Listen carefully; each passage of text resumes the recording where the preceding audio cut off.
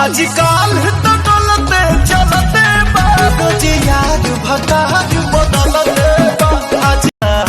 टूटी सील हमर दिल घबराता जीजा, टूटी सील हमर दिल घबराता जीजा। कानी डाले दसारी बेटारी मारा ऐसे देखई बुझे हबड़ा ब्रिज के धा दे हम गीज के चोली के चीज के और के बचो तुमी रे तोरी माँ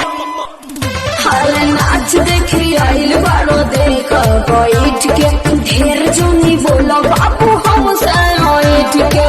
जाता अब ही टाइट बजा माने पाछे पुबारा हो जाई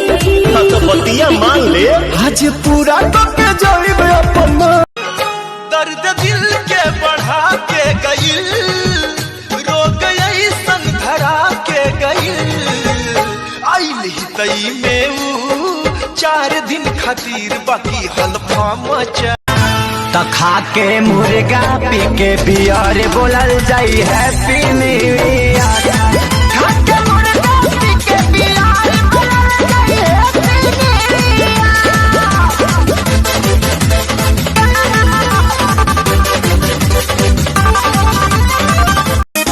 कवना हर कवना साबुन से नहालू करे कजिला चलू करे कजिला चलू बाघावा बेरा दरी कहल जाला हिराना के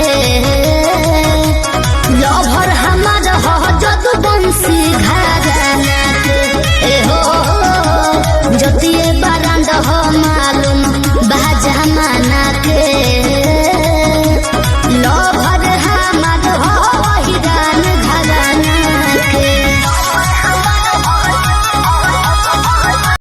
के छोड़ देला देह पानी पानी हो गई राजा पहले से बेसी परेशानी हो गई कछु के छोड़ देला देह पानी पानी हो गई जानू पहले से बेसी परेशानी। लो हाय बाबू कैसे हो मेरे सोना, बिन बात किए तुमसे मुझे आ रहा है रोना। अरे इतना तो करता प्यार और करे क्या?